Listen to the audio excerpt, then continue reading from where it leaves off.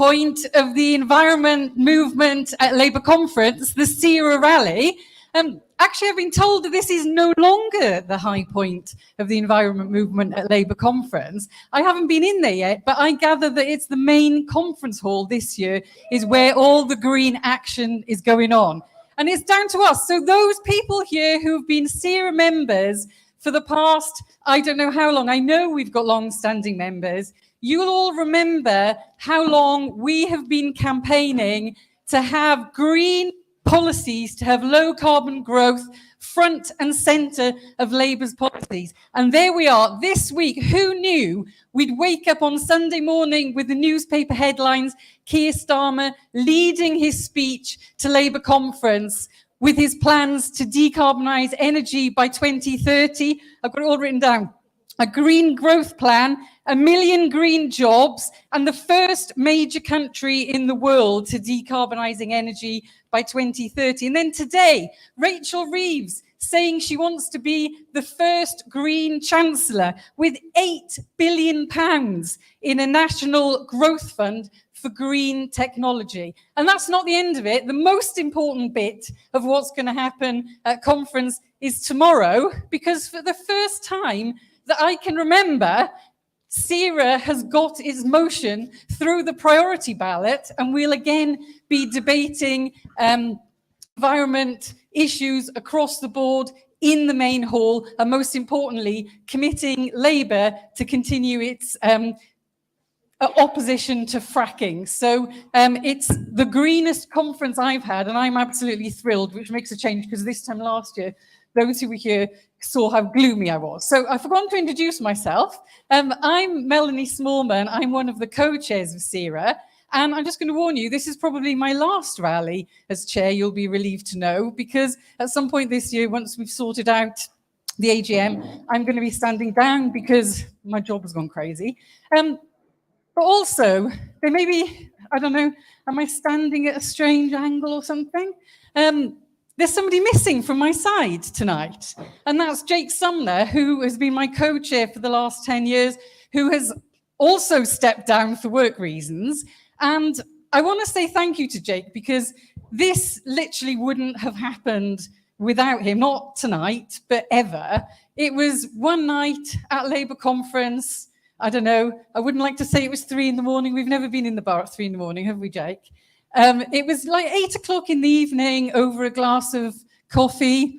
That we came up with the idea. Jake said, why don't we do an old-fashioned rally on environment issues and get all of the big names in the Labour Party to come and speak? And we went, yeah, let's see if that works. And here we are. I think this is the 10th time we've done this, Jake. So a huge thank you to Jake and everything, not just the rally, but everything that he's done over the past 10 years as co-chair of SERA. I don't know how we're going to manage without you, but we will find out. So thank you, Jake. Yeah, exactly. Thank you. Oh, and by the way, I just want to say that I'm actually a bit more of a princess than Jake is. So when I do stand down, that is not going to be enough. I want Ed Miliband jumping out of a cake, okay? Just make a note. That's the level of thanks I'm looking for. Right, okay, anything with glitter will be fine. Right, so what was I going to say? The other person that I want to say thank you to before we get going and before we forget is Matt, our organizer. Where's Matt? Who is, yeah, not having his happiest week. It's a stressful week, but well done. It's all working. We've had one of the biggest conference programs that I've ever seen with SERA, and that is largely down to Matt. So well done, and thank you, Matt. So now I'm going to reveal the shock for Matt. I'm just going to explain what happens at the SERA Rally. Is it anyone's first rally? Okay, there's a few. It's not just Matt that it's the first one, right? So the SERA Rally, you know, it's a bit like a swan. You know, they say that the swan glides along and you don't see the mad kicking under the surface. It's a bit like that, except you see the mad kicking under the surface, right? So there's going to be nothing swan-like about it. It's usually pretty chaotic, but we've got some huge name speakers coming and we don't know when they're going to come. That's the game, right? So I will smile while I've got no idea what's happening. But in the first instance, what I do know we have is Sadiq Khan, the Mayor of London. So I'm just going to hand over to Leonie Cooper, who is a member of the Assembly and of SERA, to introduce Sadiq. I'm not really sure I'm needed here to introduce Sadiq, but just in case you haven't heard, Sadiq Khan is the Mayor of London, but he is also currently the chair of the C40 Cities International Global Group of Cities that get together and focus on the environment, and has a really important role there as well as for us in London. Sadiq's first manifesto in 2016 showcased environmental initiatives, and so did his second one. And without further ado, because you don't really want to hear from me, I'm going to pass you straight over to Sadiq Khan. Well, thank you very much, Leonie. My job is to filibuster till Ed Miliband comes up.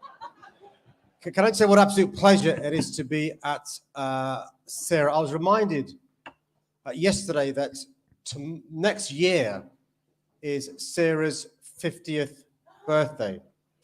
And if you just think about when SERA was first formed, if you were ahead of the game in relation to talking about the issues that matter to not just people across the planet, but our country as well. And as I was walking towards here, I saw the slogan for our party's conference this year. Who knows what it is? A fairer and greener future. I think our party's got the memo. What's really important, though, is to remind people across the country the reason why this agenda matters so much. We know if you were to speak to people across the country over the last few decades and ask them and talk to them about climate change, they'd have answered by saying this is a tomorrow issue that affects people across the globe. And what we saw this summer in London was a reminder this is a now issue and this is an us issue. On one day in London, the London Fire Brigade had the busiest day in its history since the Second World War. Temperatures exceeded 40 degrees, and the fire service in London were called out more than 2,600 times to respond to grass fires. That tells us that climate change affects us, and it affects us now. That's why I thank SERA for setting the agenda and making sure the Labour Party is ahead of the curve. Anybody who heard Ed's speech today will know we've got the answers to the tough questions the government has failed to answer the last 12 years. And in London, we are showing how to both tackle the climate emergency, how to respond to people's concerns about their energy bills, how to respond to people's concerns about the air pollution crisis. In London, every year, more than 4,000 people die prematurely because of the consequences of air pollution. Ella Kisser Deborah was a 9-year-old who in 2013 lost her life after an asthma attack. And her mother, Rosamond, campaigned for a second inquest because she thought that air pollution was a factor in Ella's death. And just over a year ago, just over 2 years ago, in fact, a coroner concluded that a factor in Ella's death was the air in our city. The first time ever, not just in the UK, in the world, where somebody attributed air pollution to somebody losing their lives. That's why I want to thank Leonie for the support she's given me over the last 6 years so that London has the best policies in the world to tackle air pollution. We've gone from being somebody who was talked down upon as not doing enough to being a global leader. And I want to thank, by the way, council leaders across London. Georgia Gould is here tonight, the leader of Camden Council, and Mayor Phil Glanville from Hackney. A good example of council leaders leading the way. So in London, I'm pleased to report to SERA, we've managed to reduce toxic air in the centre of our city by 50% over the last 6 years. I've been able to report to you, SERA, that in London, we've divested our pensions away from fossil fuels and investing them in the green economy. I'm able to report to you that we have more electric buses in London than any other city in the Western world. I'm able to report to you we have more rapid charging points than any city in the Western world, and more than a third of our taxis are now electric. But also in London, you can't build a home, you can't build a building unless that is zero carbon. That's the difference winning elections makes. And so what I normally do in a non-SERA crowd that's not a Labour Party conference is begin by saying, It's good to be the first ever Green Mayor of London. Of course, wouldn't say that at a Labour Party conference, but it is something I'm proud of, to be a Green Mayor. And I'll tell you this is a vote winner, because people do care about their environment. People do care about their lungs. People do care about reducing their energy bills. That's why I'm so pleased Ed Miliband announced today a host of policies to address the cost of living crisis, but also to address concerns around energy security. So thank you very much for the campaigning you do. Thank you very much for your hard work, day in, day out, week in, week out. And thank you very much for the work you've done over the last 49 years. The final point I'm going to make is this, though. We will only be able to build the green economy so Rachel can become the first ever Green Chancellor. We'll only be able to address the cost of living crisis and deal with energy security if we win the next general election. And the great thing about this conference here is I've seen people here who've never come to a Labour Party conference before.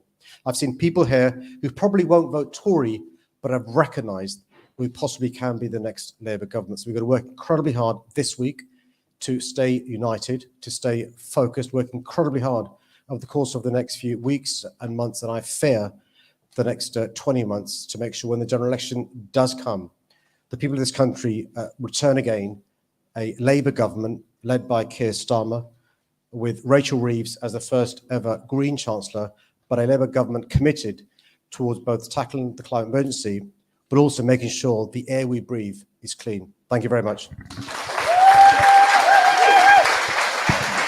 Fantastic. Thank you, Sadiq. And if anyone's in any doubt whether politics makes a difference or whether we need to win power, that is the reason why we need a Labour government, because we can do what Sadiq's doing in London across the UK. So next up, I've got nothing on my phone. Checking my list. Right, Miata Fambule, who is Chief Executive of the New Economics Foundation.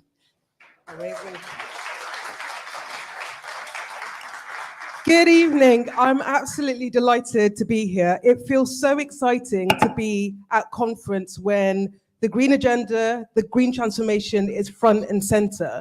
And I think it's important to take a bit of a step back and put this conversation, put this conference in the context of the two crises that we face.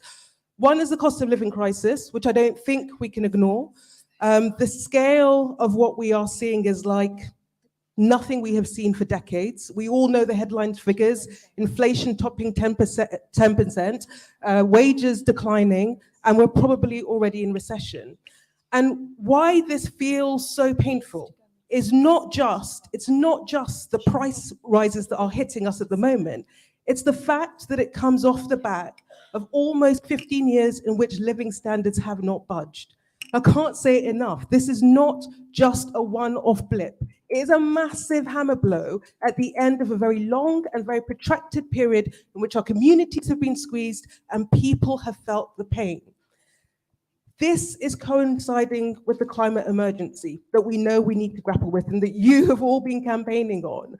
And for me, these two crises define and should define our politics. It should define our recovery. And the central question I think we need to answer is, how do we build back from this? How do we build back from this current crisis in a way that not just deals with the living standards crisis we face, but also deals with the climate crisis? And this is where a Green New Deal comes in.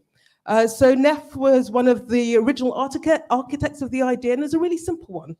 It says that in order to respond to the climate crisis, we need a massive mobilization of investment and resources in order to decarbonize at pace in a way that will create jobs and lift living standards. And the central part of this is that there is a recognition that the thing that is driving the climate emergency is a failed economic system, and is the same failed economic system that is driving the squeeze in living standards and means that we have an economy that works for those at the top and doesn't work for everyone else. And therefore there is an opportunity, and I think it is an opportunity, as we think about the green transition, in order to transform our economy in a way that will deal with these twin evils. And so I'm really heartened by everything I'm hearing from conference. I'm really heartened by the ideas that are coming forward. But as we shape what this Green New Deal looks like, I think there are three things that we absolutely have to get right. The one is investment. We cannot do this on the cheap. And if anyone tells us that we can, they're lying. So the fact that Labour has committed 28 billion a year is a massive deal that enables us to unlock the scale of investment that we need in order to drive this transition. And for me, that investment pledge has to come hand in glove with incentives, with tax policy, with regulation that will bend markets that have been slow to respond to the climate imperative. The second bit for me is that we cannot do this, and we cannot drive a green transition that works for people, that works for communities, unless we devolve power and we make communities, local government, regional government, part of the drive to green our economy. And so I want to see about 12 billion of that 28 billion being pushed down to local level, to regional authorities, to local authorities, absolutely, so that we can equip them with the power and the resources in order to ensure that as we remake our economy, as we build new industries, we are doing it in a way that works for people and works for communities. And so investment and funding combined with devolved power over local tax and powers over things like skills, education, transport, planning, housing, energy, in order to ensure that this transition works for communities. And then for me, the final and the third thing that I think we have to get right is that we know that as we do this, we've got to upgrade our infrastructure. Public transport and clean energy are key to that. And my hope is that as we do that, as we pump huge amounts of public investment into both, we put the public back into them so that the green economy that emerges, the clean energy sector, the public transport sector is owned by us and works in our interest. I'm really excited. You know, we've been banging on about this for a long time, as of all of you. The building blocks are there for a package that can do the job of transforming our economy. We need to be brave, we need to be bold. And if we don't do this now, if we don't do it in response to the biggest economic crisis we're likely to face, then when? So it feels like times like this come once in a generation, and this is the time that we need to grip it. This is the time that we need to be brave. Thank you. Thank you. Well, I don't think we can say nobody's been brave in this conference today. Right, so when I said that I was missing Jake, I'm not. He's texting me from the back. And what he texted me to say to the speakers and to the audience is that I forgot to tell you, in case you didn't know, in case you hadn't worked out, there's no questions, there's no discussion. It's 5-minute 5-minute speeches from the speakers. So I'm going to start getting my clock out. And just to the speakers, if you run over time, I'm going to do what I do in our departmental meetings when I'm chairing. Okay? So if you hear me coughing into the microphone, I haven't got COVID, you're just talking too long and you need to wind up. So next up, I've talked enough. Next up, we've got Dan Norris, who is the Mayor of West of England Metro Region. Is that right? Hello, everybody. Thank you very much for that kind applause. Well, look, this is, it may be speeches and no questions, but we're going to have some audience participation. So we're at that time of the day when you need to revitalize yourself, and I do too. So I'm going to ask you a question. Years ago, I was in the last Labour government. I was an environment minister, had a responsibility for climate change and adaptation, among other things. And when I went into the department, the civil servants briefed me. And what they briefed me about was CO2 levels. And I'm going to ask you to see if you know the answer to these questions. So in the history of the world, the history of the planet, which countries are at the top of CO2 emissions? I'm going to pick on you if you don't put your hands up. So think about it quick. Which in the history, the whole history of the planet, which countries have produced the most CO2?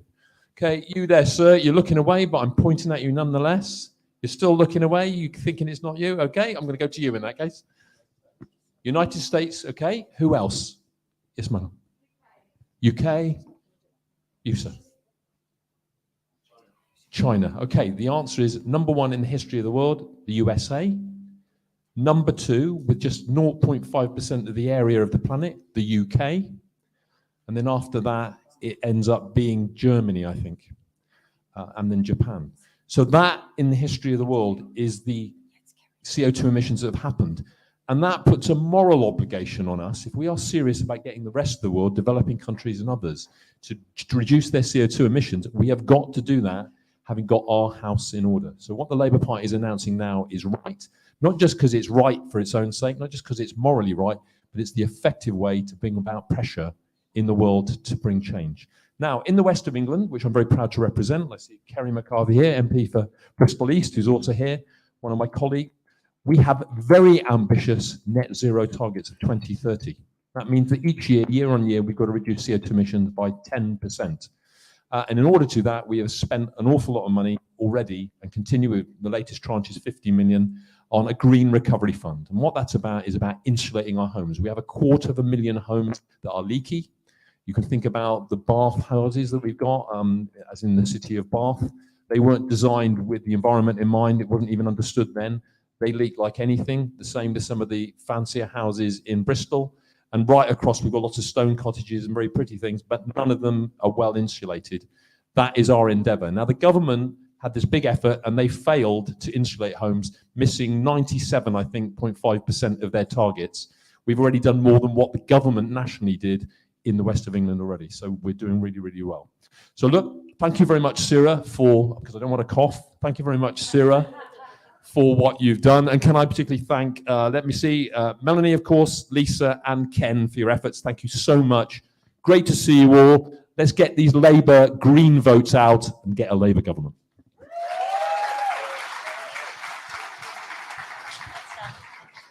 Thank you, Dan. And now you've done something that I've also forgotten to do. I'd be getting a text or something else that I've forgotten to do, is introduce Lisa and Ken. Ken, are you still there? Lurking in the back, who've joined me and are working with me as co-chairs of SERA at the moment. So Lisa's going to take over from me in a second. But in the meantime, we have Kerry McCarthy, who is the Shadow Secretary of State for, no, Shadow Minister. That's why I knew that wasn't coming out right. Right, let me try again. Kerry McCarthy, who's the Shadow Minister for Climate Change. Yes. Thank you. And a proud SERA member. I'm trying to think of the right word. I mean, I hope that people who have come to conference this year have actually noticed the sort of sea change that we've had in terms of the party's focus on green issues. And obviously, SERA, some people have been incredibly committed to pressing for green issues within the party. SERA has been at the forefront of this for more years than I would care to remember.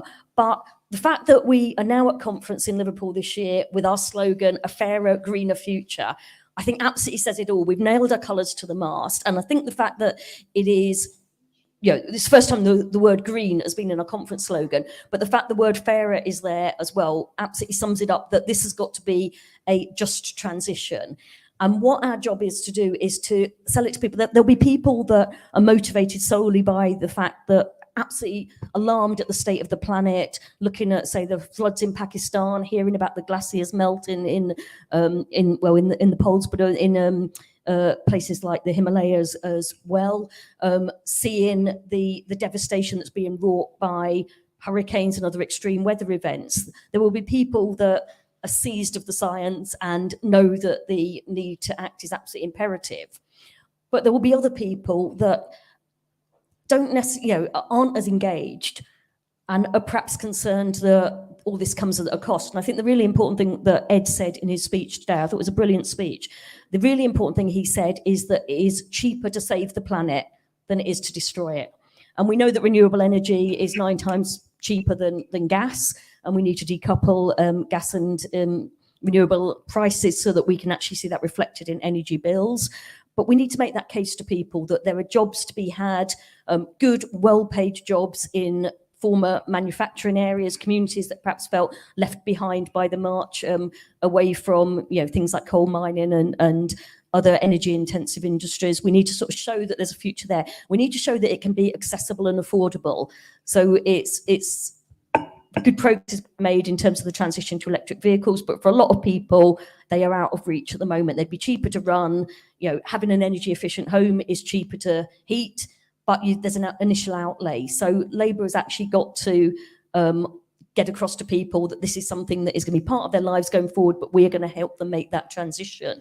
And the announcements that we've made with the 28 billion climate investment pledge, we're fleshing that out this week. You had the clean energy by 2030 pledge that Kira spoke about on Sunday. You had the announcements by Ed and Rachel in the conference hall today. We'll hear more during the week. We've got a motion on climate change that's come in to conference, and a couple of the comrades that are involved in the compositing meeting are there, where there's one of the things that's really important is a focus on natural carbon solutions, so how we treat our peatlands. So it's partly about planting trees, it's partly about re-wetting the peatlands, it's about kelp forests and things, and it's moving away from that destruction of our natural environment to actually seeing our natural environment as the answer to carbon sequestration and saving the environment. So it's really positive.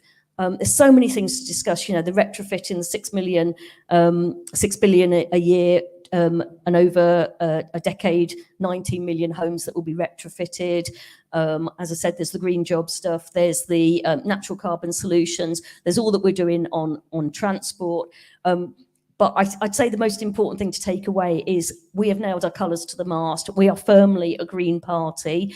We are on course to win the next election, so we can deliver on this, because you can't rely on the current government. They've got Jacob Rees-Mogg in charge of climate policy. They've just announced that they want to introduced like 100 new licenses for fossil fuels, so gas and oil exploration in the North Sea. Jacob Rees-Mogg's talked about squeezing every last drop of gas out of the North Sea. They're bringing back fracking, they're bypassing local parties. I want you all out there campaigning against fracking in your communities, because there's an awful lot of red wall MPs that are really, Tory MPs that are really, really unhappy about that. We've got a West Lancashire by-election coming up where fracking is absolutely going to be the #1 issue. And the government says local people are going to have a say in this. They're not. They're talking about giving them bungs. Basically, they think if they throw enough money at them, they will say, well, it's okay, we're fine with a few earthquakes, we're fine with our natural environment being polluted. We know that the local people won't fall for that. And it's just a brilliant opportunity to get across that there is a real clear dividing line between between the Tories, between Jacob Rees-Mogg and his enthusiasm for fossil fuels and for fracking, and Ed Miliband, who's got a record in government of bringing in the Climate Change Act, showing international leadership, and absolutely committed to this green sprint that we've now hearing about this week at conference. So you're all out there to evangelise for us, but I think it's be really positive about where we are at the moment as a party of this agenda, because I feel like we've won the battle and we're going on to fight the war. Thank you.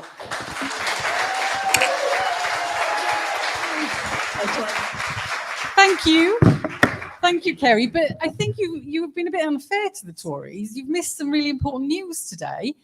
They've asked the former Science Minister, Chris Skidmore, to do a review of how to get to net zero. So, they've had 12 years and they need another 3 months. I say get out of our way, because we're ready. We've just seen, we're ready. So, come on. We've got Georgina Gould, who is leader of Camden Council, next.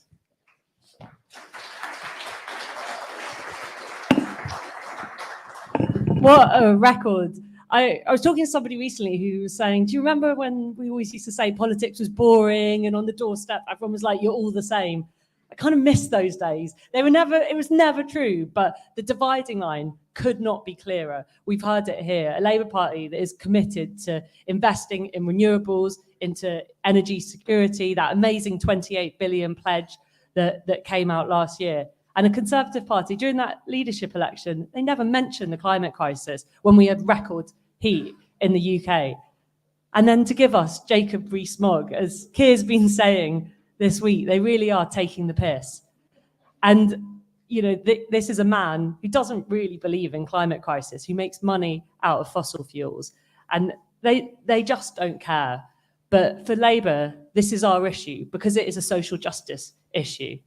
We see around the world catastrophic floods. I have many in my community in Camden who come from Sylhet in Bangladesh, and they talk about the way their families' livelihoods have been wiped out. 7.2 million people who've been displaced. And Bangladesh is a country that contributes just over 0.5% to global emissions, but they are the 7th worst affected in the world. And we see that those who have contributed the least to this problem are the ones that are suffering the most. And we see that in our own community. Sadiq talked about the worst air quality being in our poorest communities. And during that that heat wave we saw, and we're going to see so much worse in years to come. It is our communities that are in overcrowded housing, in poor quality housing, that see the absolute worst of that. So it's a social justice issue, but it's also a Labour issue because it's an issue that requires hope and it requires imagination. We won't get there through shame and through fear. We have to offer people something different, something to believe in, a real transformation that changes our economy, that's failing people as well as the planet. We have to offer them warm homes. We have to offer them new green spaces. In my constituency, we in Holborn and St Pancras, we turned a little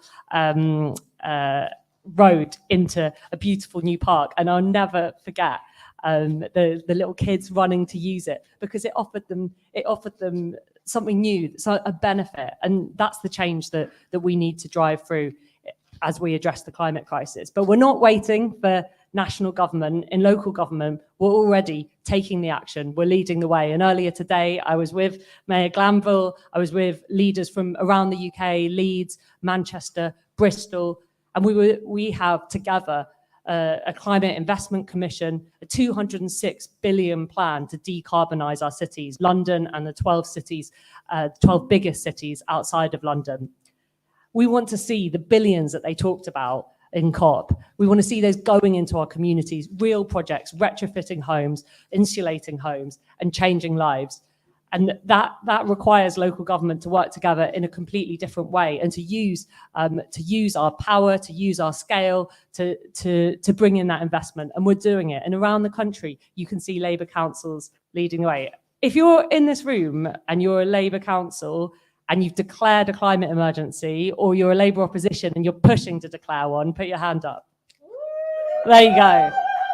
And you are the people doing the work on the ground, putting in the school street, putting in district heating systems, changing the way we travel, investing in infrastructure. Even though we've seen our budgets decimated by the Tory government, we are finding the funds to make this a reality. And we're doing it alongside people. In Camden, we had the first Citizens' Assembly in the UK, and we had people there who were passionate like us, and we have people there who think that Camden Council persecutes car users. But our community came together, and the ideas that came out of that went beyond anything that we could think about. And you see the community projects that come out of it, the clothes swaps, the repair shops, the food co-ops. And that's the work that really matters, the work on the ground, because those are the green shoots that create a movement for real change. So if we're doing all that in power already locally, imagine what we could do with a Labour government, and it's us in this room that's going to get us there. Thank you.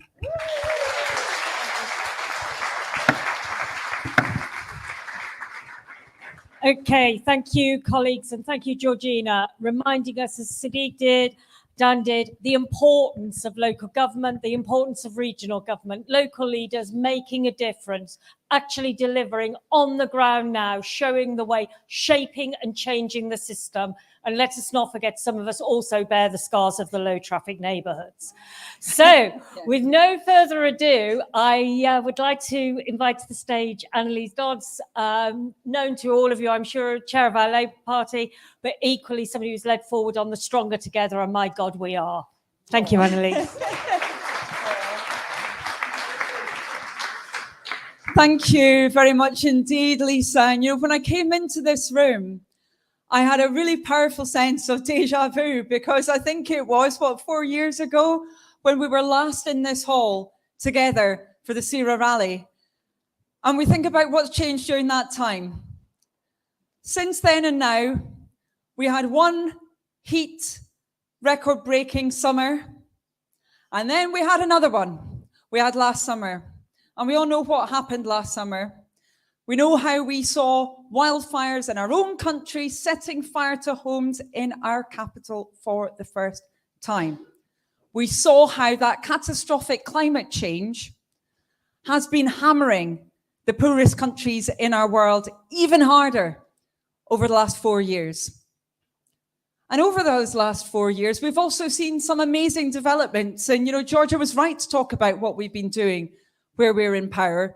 And you can see some great examples of that on the Labour Works website. You can see how in my own city, and there's people here from Oxford, how we're going to have the very first zero emission zone in all of Europe in our city, how we'll have the biggest rapid charging facility for electric cars in all of Europe in my city of Oxford, how we're leading the way up and down the country, how we're competing against each other as Labour authorities, as Labour metro mayors, to be the greenest that we can while delivering social justice at the same time. But of course, while we're competing to be the greenest, those Tories right now, they're competing to be the dirtiest. They're competing to see how far they can move away from the windfall tax that we need to see on oil and gas producers. They're competing to fall over each other in that dash for fracking in our country. So a lot's changed over those years, but I think we're at a turning point in our own party too, because the announcements that we've seen just over the last 3 days show that we're at the forefront of that socially just transition we've got to see in our country and across the world. I'm really pleased that Lou's here. I'm sure that she's going to talk about what we'll do in transport, how we'll have publicly owned rail that will be decarbonised.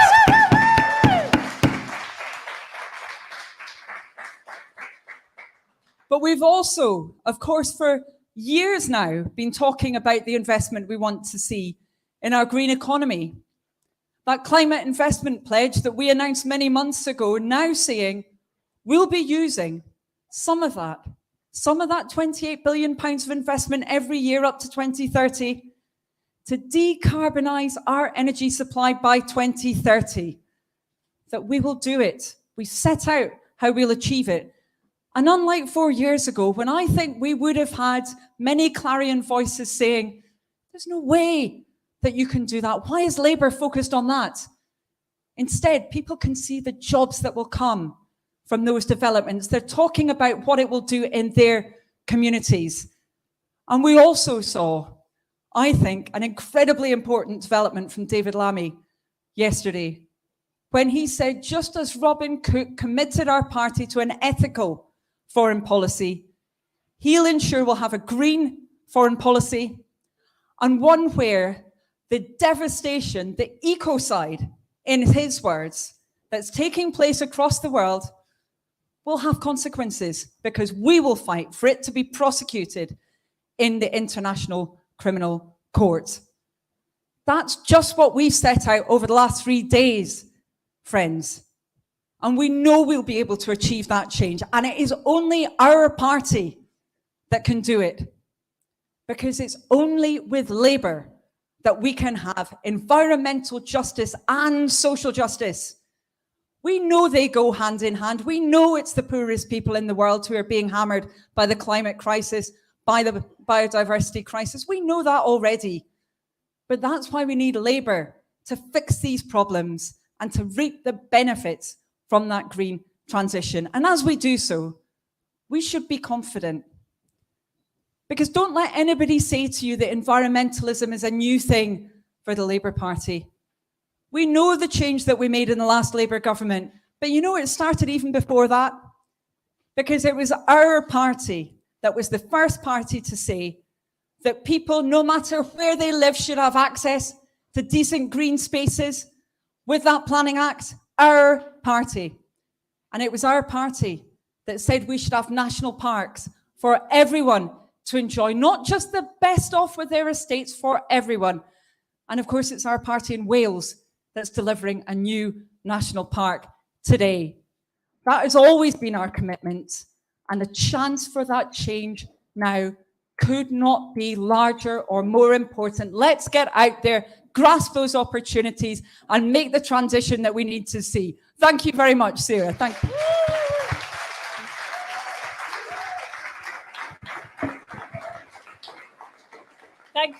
Thank you for that, Anneliese. And colleagues, if you're feeling thirsty, the bar is open, but also we will be holding a drinks reception from 7:30, so please feel free to stay for a drink with us.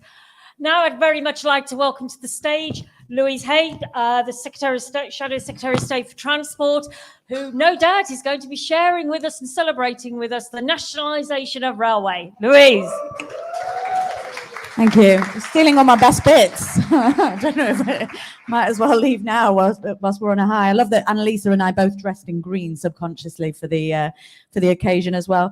Friends, we've come together at quite an extraordinary time for our country amidst the greatest challenge facing humanity. We have a Prime Minister that will not even attend COP27, walking away from global leadership. A business secretary in hock to the fossil fuel industry, pursuing a charter for earthquakes, and a party that's signature green policy during their leadership election was having number plates for cyclists. They are turning their back on the greatest challenge of our lifetime. But we know in this party that there is far too much at stake for our country and for our climate to continue with the status quo. That is why Labour is setting out our vision for a fairer, greener future this conference. And as Anneliese said, we know we are the only party that can deliver social justice and climate justice hand in hand. Nowhere is this more obvious than in transport, where decarbonisation, connecting our communities and improving air quality are all mutually achievable. The task in front of us is urgent. Carbon emissions from transport in Britain are twice as high as all homes in the country, 10 times higher than in industrial production. And if we do not make public transport accessible, reliable, and affordable, then quite simply, there is no path to net zero.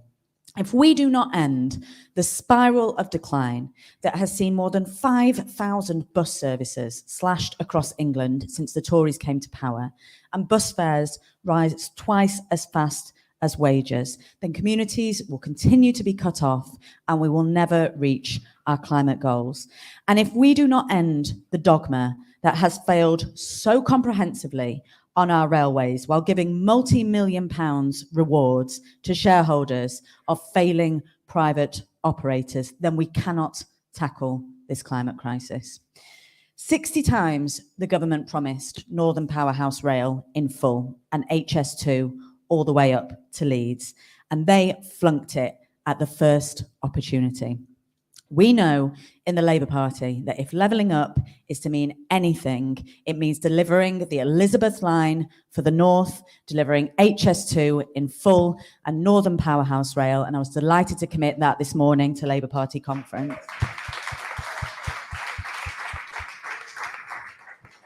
We will deliver both those projects in full, connecting our great northern towns and cities, creating thousands of jobs and helping tackle our climate goals. And my priority as your Secretary of State will be reversing that spiral of decline on our public transport system. The Tories have created a system where services are slashed and unaccountable private operators get away with it and are rewarded time and time again. Millions of pounds of taxpayers' money for services that do not even run. And despite appalling performances, particularly from Avanti, and I know we've all experienced that over the weekend, the Conservatives continue to reward them regardless. So an incoming Labour government will end this farce. We will put power back in the hands of the communities and we will bring our public transport system back under public control where it belongs.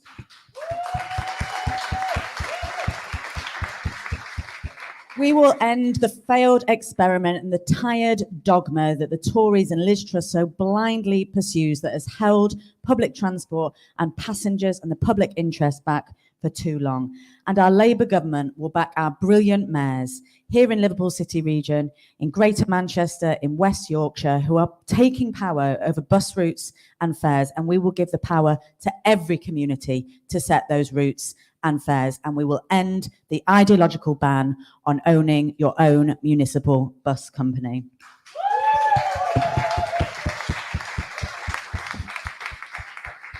Under Labour, our public transport system will only operate in the public interest. That's our vision for a fairer, greener future, investing in the railways and our bus services for the challenges this century demands and bringing our public transport system back under full public control. Thank you, friends.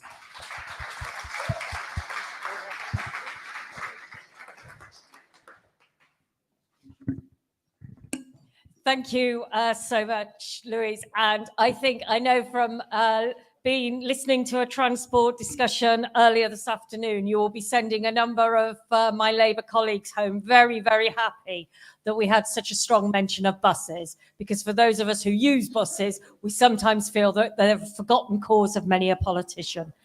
Now, I'd like to very much welcome to the stage Jamie Driscoll, a Northeastern mayor. I know Jamie more for the fact that he stole one of my fellow conspirators who told me that he had to go because he got the chance to work for Jamie and there was no other reason why he could actually think of why he would want to not work for anyone like Jamie. So you must be brilliant. You got Henry from us. Welcome to the stage, Jamie. Thank you. So I'm one of these metro mayors covering the northeast, the North of Tyne, Newcastle and the surrounding region. And in the northeast, I'm building a zero carbon, zero poverty economy. And they're not two separate policy agendas. It's a unified economic program. The S in SERA is for socialist. Who remembers the Peppa Pig speech? Yeah, I was there in the room about this far away from Mr. Johnson when actually he started off doing impressions of cars. He clearly lost it. And he's shuffling his papers and he goes, oh, forgive me, which is really unusual for him to show any contrition. But what he said was, governments only have billions, the private sector has trillions, but what will solve the climate emergency is consumer choice. There's Anneliese was talking about the dangers of the climate emergency. Anybody here gets this, and that we are already possibly past a number of tipping points. And it's easy to sink into despondency and the gloom and despair. But one of the things that socialists are good at is generating a vision for a better future. And there is that opportunity when we tackle poverty at the same time as tackling climate change. In the Northeast, I have a target of creating 10,000 jobs over 30 years, my combined authority. I'm on 4,600 already. So that's 14 years progress in 3 years. But these are all in either low impact industries like digital firms exporting over the internet or decarbonisation. So our TIGGER program, wonderful name, is developing offshore wind industries. We have a load of things in electrification and direct decarbonisation. We're generating the skills so that people can get the jobs in these industries. And all of the jobs we create are backed by our Good Work Pledge, which eliminates poor quality employment like fire and rehire or 0 hours contracts and has trade union terms and conditions in them. We ran our Citizens Assembly on climate change. And our skills program, by the way, is really inclusive. So we have things for people with neurodiversity, for people with drug and alcohol dependency, to make sure, because one of the best things you can do for anybody and advance the cause of the climate emergency is to get them a decent, well-paid, unionized job in a low-carbon industry. We work with schools. Thank you.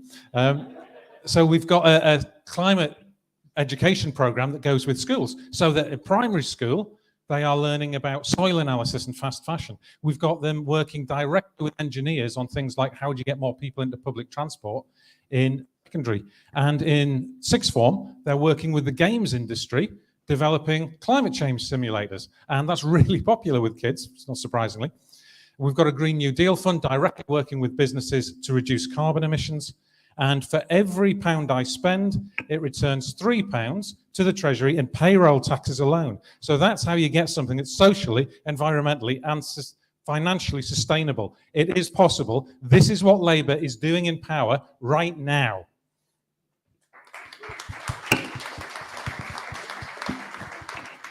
And there's so much more we could do. That's for the front bench. I'm not going to steal their thunder. But I was talking about Boris Johnson and his view of consumerism. One of the things that is often discussed in the environmental movement is, do we need growth?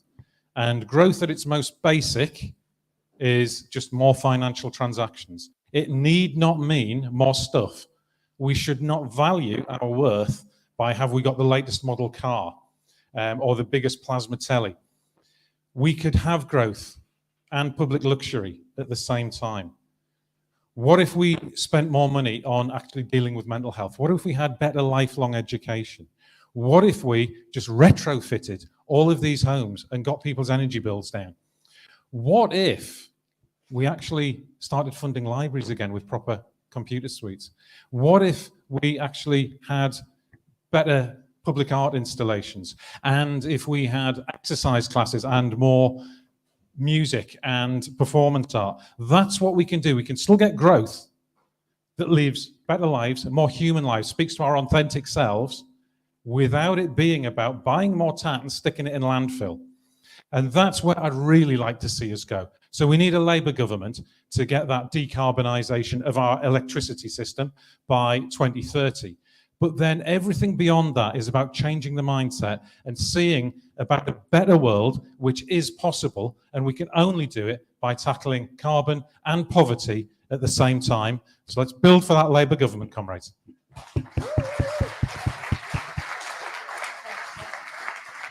Thank you. Thank you for that, Jamie, and a very strong reminder there that actually, fantastic as everything is that we've heard tonight, it's actually by going out there on the doorstep, knocking out those votes, getting that vision out there, and actually getting the votes in the right place come the election, that we will have that Labour government. Again, what I'd like to do is to just give the floor to Mayor of Hackney, Phil Glanville, who today gave us a bit of insight into his dream on transport, but whatever he wants to say now, the floor is yours. Thanks very much, Lisa. I'm sort of the Ed Miliband infill until he arrives. And as different ministers have come in and out, I was speaking and not speaking, but it's a real privilege to be here for a second time today. And I don't know how many people approached coming to conference with some cynicism, either from themselves or their colleagues, that all politics is the same. We're going to just wait for this government to fail, and we're going to win an election by default, and where are the ideas and policies? And I think, as we've seen, every shadow Secretary of State get up here and then talk about their colleagues. It's really clear that Keir's vision for a fairer future and a greener future is anything but that. We're not going to win by default. We're going to have those big, hopeful ideas, and we're going to take what we've learned in power, whether it's in Hackney or Leeds or Camden, or all of the other parts of the United Kingdom that 28 million residents live under, Labour in power. We've seen it in Wales with the Future Generations Act and their approach to play and how they've approached public transport. And what we now need to do is think about where we take these big policy announcements in our Labour movement and our family. £60 billion from Lucy and Ed around retrofit and bringing forward a green jobs revolution. We've heard from Louise about what we're going to do around public transport and enabling local communities to really have that sense of ownership. And then Rachel talking about being that green chancellor and £28 billion year on year. They are big, bold solutions to social justice, the climate crisis and the ecological crisis. And what we need to do is turn those really big announcements from conference and translate them back into our communities. And I think that's what us as Labour Party members, Labour movement, local council leaders, leaders in opposition, is translating those big announcements to what it can actually mean in practice. And when I spoke earlier about transport, in Hackney, we've had a green transport revolution. We've been proud to invest in walking and cycling, inspired often by Waltham Forest, and Grace is here as leader of Waltham Forest, and others in London. It's a race to the top. It's competition with our Labour colleagues, not competition with the Tories, which is a race to the bottom. And why I say it's important about what we do in boroughs like Hackney is because we're doing it with communities. We're thinking about the circular economy. We're thinking about jobs and growth. We're thinking about how we translate it into apprenticeships. But we've also seen Labour governments have this sense of mission before with the Decent Homes programme. It was a signature of the last Labour government, transforming lives, making homes warmer, and investing in social housing. But what it didn't do is leave the skills behind. And so it swept through with big contractors. It invested in estates, but it didn't really upskill residents. It didn't create the apprenticeships. And it didn't invest in councils and housing associations with the skills they needed to maintain that stock. What we need to do around retrofit is not do programs like that to people. We must do it with people. We must go into communities, talk to them about what they want to see change, bring those net zero homes to them, invest in the EV infrastructure, but do it with. And I think that's the real exciting opportunity of these announcements today. So I think we can all leave, if conference finished tonight, we've already got enough to go back into our communities, our CLPs, and say, we've got the ideas to deliver that green future. It's up to all of us to take that back and deliver the real change that we need to see. Thank you.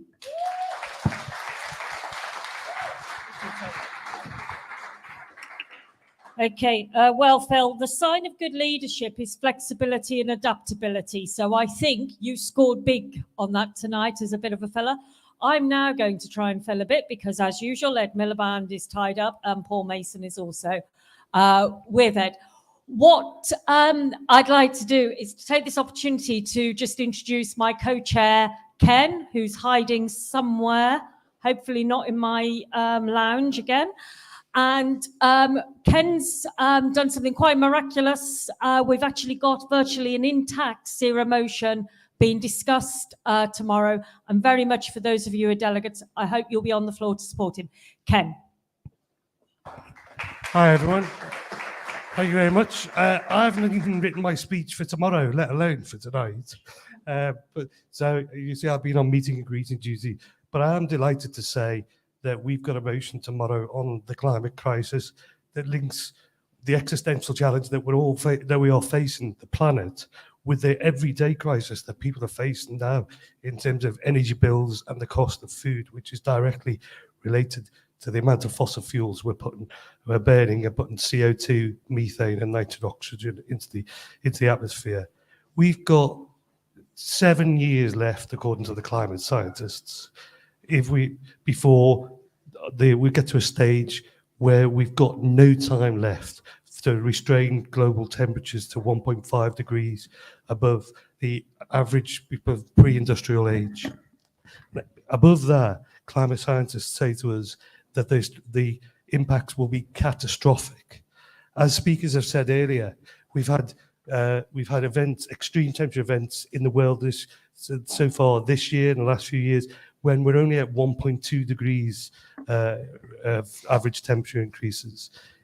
Every time we go up a notch, the impact is going to be horrific for us, but also for the people in developing countries who haven't put the carbon and the methane and the nitrous oxide into the atmosphere, but are bearing the greatest cost of it.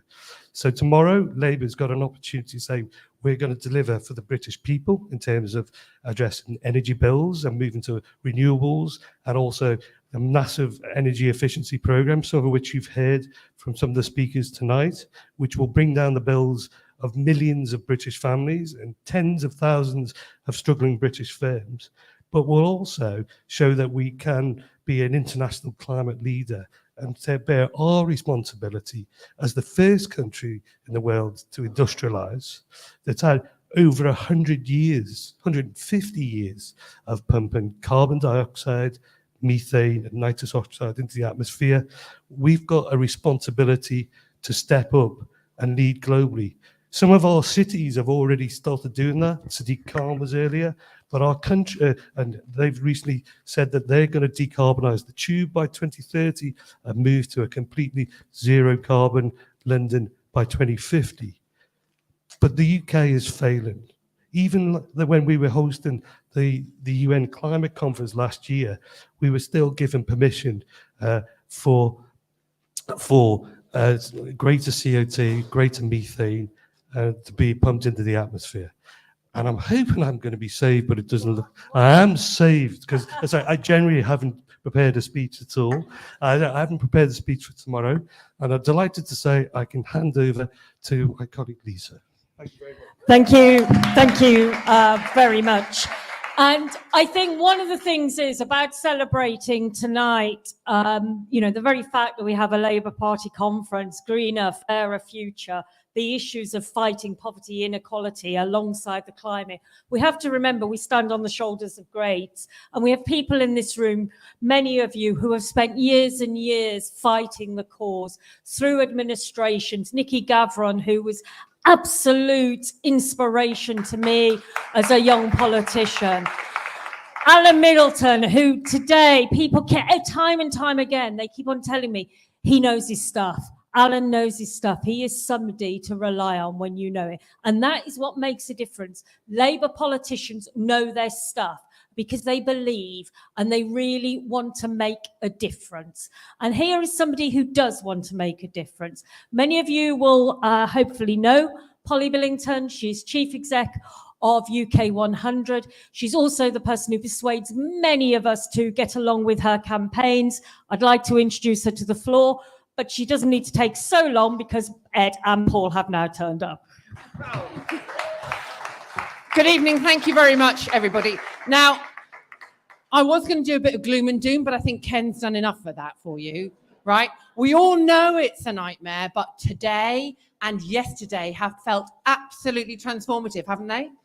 I've been banging on about the environment and how it's a class issue since 1989. I know, I was in nappies.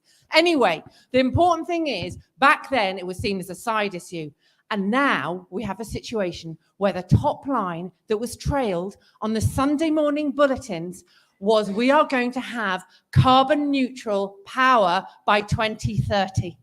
Completely. Now, let me tell you, when Lisa talks about standing on the shoulders of giants, we know that stuff doesn't happen by magic. Boris Johnson can wang on about offshore wind being amazing and how he's just going to magic it out of thin air. It doesn't happen out of thin air, actually, offshore wind. It happens because the state makes big decisions. And not only do they make big decisions, they make big decisions when other people will think it's unpopular or weird or a little bit odd. And that's how finally something becomes as mainstream as we've had this weekend. So I can't tell you how excited I am that that has happened. It might have taken a long time, but they always say, as Martin Luther King did, the arc of the universe bends eventually towards justice. And this kind of thing is such an important step along the way. Now, the reason why we have that is because people made big decisions when we were in government. Today, for the first time in a long time, it feels like that might be actually possible again, and we can do more. We can do it bigger. We can do it fairer. We can do it in a more transformative way. Why? Because we are winning the arguments. And let me say again, the reason why we're winning the arguments is because people did difficult things a long time ago. Now, I just stood at the back of the room when Gordon Brown and our next speaker, Ed Miliband, unveiled the plans for an offshore wind industry in the North Sea. And people that work for alongside me, as special advisors in other departments, rolled their eyes and went, oh yes, it's the green stuff. Look what's happened.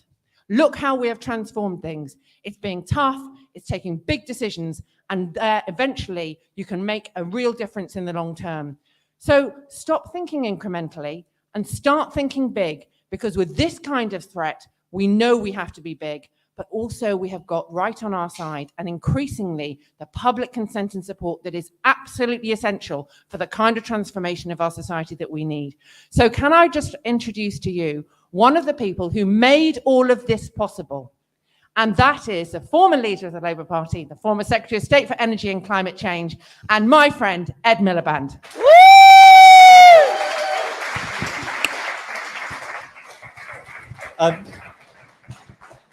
Oh, well, Polly, that's so kind of you. Thank you so much. And it was a complete pleasure to work with you, and you were an instrumental part of what we did. Look, first of all, I love SERA. Don't we all love SERA? Come on, a bit louder. Come on. Very good. I love SERA because they have been campaigning on these issues for a very long time. Before they were fashionable, they've kept campaigning on these issues. They've said the right things. They've been compelling, convincing. And so thank you, SERA, for everything you have done and are doing. Look, I think this is a very big moment in many senses, but it's a big moment for our agenda, if I can put it that way, because it's on the conference backdrop, Fairer, Greener Britain. Now that is, you know, backdrops aren't everything, but it's very, very important. And it says something about the way it is central to our offer this week and what we are saying, and now central to the party's agenda. And it happened, as Polly very eloquently said, because of the hard work that people have done. And it is at the centre of our agenda at the same time as the Tories are going off the deep end. Let's be honest about this. I mean, not just the fracking madness, but then this stuff on nature in the last few days, where they seem to be, on a really hard right deregulation agenda on nature, abandoning the reforms to the payments to farmers, all of those things. So there is a huge opportunity and obligation for us to talk about these issues and to make them the centre of our election offer, and they're going to be. Let me say 4 things I think we've got to sort of take away, because they're maybe less the obvious things. First of all, I said it in my speech, it's cheaper to save the planet than to destroy it. I think lots of the public don't really yet know that going green is actually cheaper. In fact, that's what a lot of our research suggests. People say, well, yeah, I'd like, that's a good thing to do. Maybe we should have those renewables, but isn't it going to be quite expensive? We still have a long way to go, I think, to convince people this is a way to cut bills. This is a way to cut energy bills for people. And so, let's sort of bear that in mind. Secondly, this is not just a climate and energy agenda. This is an economic agenda. This is about how we create the jobs of the future. I mean, look, clearly the government's economic reputation has been cratered today, and deservedly so. But I think there's something quite interesting if you think about why have the markets reacted in the way they have. Well, partly unfunded tax cuts, partly they locked the OBR in the cupboard and said they couldn't come out, but also because the markets think, well, sorry, this growth agenda, we don't believe it. We don't believe it's going to magically get all this trickle-down thing. I mean, who knew that the markets don't believe trickle-down economics? But, this thing that somehow magically you're going to cut taxes for the richest, and then there's going to be all this growth, and therefore the public finances will be sorted and all that. We just don't believe it. And I think that's significant. And we have a credible economic agenda, which is around this agenda. So that's the second thing. Thirdly, I always say this, but I think it's really, really important. We are in the better lives business. We will, if what we do want to do happens, we will have less air pollution and we will save people's lives. We will have more green spaces. We will have good jobs at decent wages. All of those things seem to me to be crucial, and maybe we don't talk about them enough.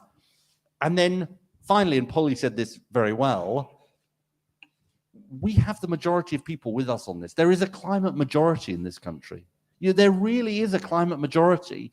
And this is why, I'm obviously, if you'd said to me 5 years ago, I would be facing Jacob Rees-Mogg as the man in charge of climate, I would have thought you were sort of having me on, really. But, this is why they are so wrong on this.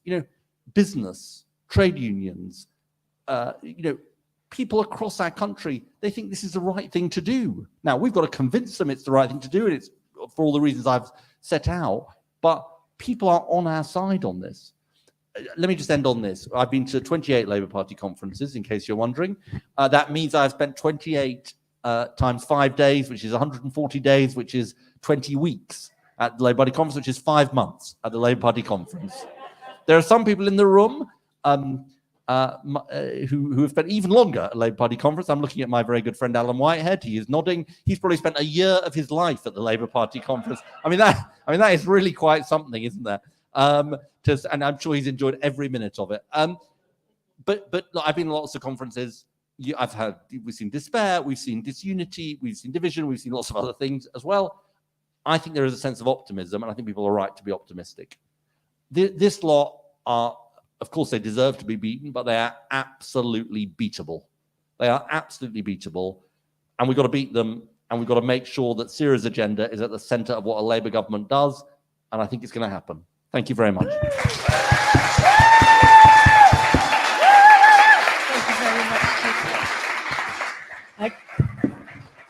Okay. Thanks for that, Ed. And also, Ed, thank you very much for calling out Alan Whitehead's name. I actually referenced an Alan Middleton earlier, and I think people must have been thinking, who the hell's Alan Middleton? And I don't know, blame the hormones or the end of the evening. But what I'd like to now do is introduce our last speaker. Many of you will have read his articles. Many of you will have read his books. Now we get to hear from him, Mr. Paul Mason. Thank you. And I'm sorry, me and Ed were late. We actually ran so fast that I'm still out of breath. So if you go along the East Lancs Road between here and Manchester and look to the right as you go, there's one of the last pit winding gears still in existence, Astley Green Colliery. My grandfather, Jack, went down that colliery at age 14 in 1914 and spent his whole life there and ended his life coughing, as many of his friends did, their guts and their lungs up. And in other words, we, the working class communities of the north of England, were for 200 years responsible for the carbon that will one day, unless we stop it, destabilize our planet. It wasn't our decision. There was no other form of work. But whenever I pass that place, and whenever I think about my granddad, I think this. My granddad and my dad too, who went down a different pit, aged 18, at the end of the war, they loved the mining lifestyle. That lifestyle has gone, it's been destroyed, but they loved the camaraderie, the solidarity, the internationalism, but they loved the earth more. Nothing delighted them more, and my granddad, than pouring his flask away and saying, if you'll excuse my language, fuck it, I'm going to spend a day walking through the fields. They loved nature. That working class community, if you read the book set around the same time as my granddad's early childhood, How Green Was My Valley in South Wales, those miners loved nature. And we in the labour movement are the inheritors of that tradition. To go with the technologies that are there, but to defend, protect, and nurture the planet on which we live. And when I hear Ed, and when I hear the nitty-gritty of the proposals that we are now able to take back to those communities, Lee, Wigan, Bury, Bolton, Radcliffe, or everywhere from here that used to be a mining community, what Rachel Reeves said today was decisive. You will soon see the building blocks of the green economy. You will soon see cranes and scaffolding like only Vauxhall in South London currently sees, or the City, or Croydon. You will see the building of the future happening. You will get the jobs. Your air will be cleaner. Your wages will be better. And what is more, one day a flood won't come down and destroy your home, or a forest fire won't take out half the coastal estate you're on. This proposal to our working class communities from which we come, it has the potential not just to be what many of us feared it would be, a kind of distraction, a kind of nice to have urbanist, woolly, fluffy, tree hugging thing. It's the lifeblood of the future of working class communities. And we should be proud that only we as a party have both the vision and the ability to carry it out. Because I was on a train with my friend Caroline Lucas last month, and had a nice discussion with her. And I do hope, I love Caroline, that I hope she remains the MP for Brighton Pavilion. And maybe they get one more from the Tories. But we are now in a position to say to every young person, what is the point of voting Green? What is the point of that 7% on the polling that stands between us and a Tory victory in many seats? We are the Green Party now. We are the masters of the Green agenda now. And I'll leave you with this. Uplifted though we should be by today's conference, we should look at the danger signals that the markets are flashing. They have told us today that the Tory strategy on Britain's economy has run out of road. They tried Brexit, hard Brexit, soft Brexit, big state Brexit, tax-cutting Brexit. It's all gone. It's all ended in a sterling crisis. There is no other form of Toryism on offer.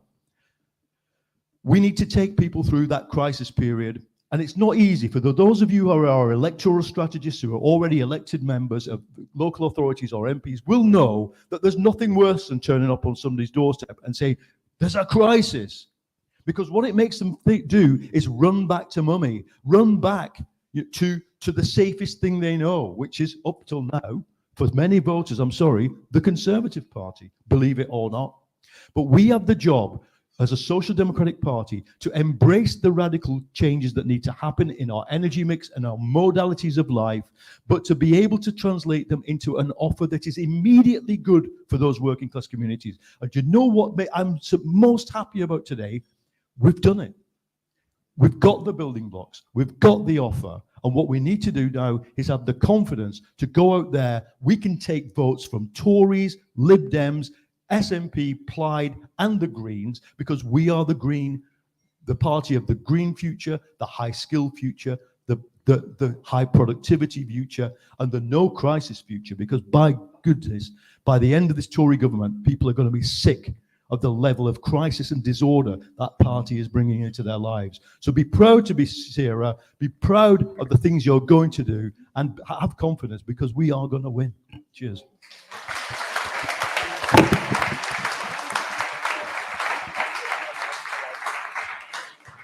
Thank you so much, Paul, and I hope everyone, I feel a little bit like Christmas has come early.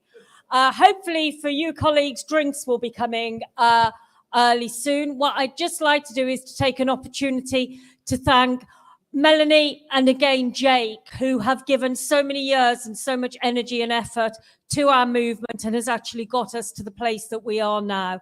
Equally, I'm really grateful to my colleague and co-chair, co-conspirator, Ken Penton, and Matt Gaffer, our organiser. I'd also like to thank Alex and Matthew, who are part of what creative?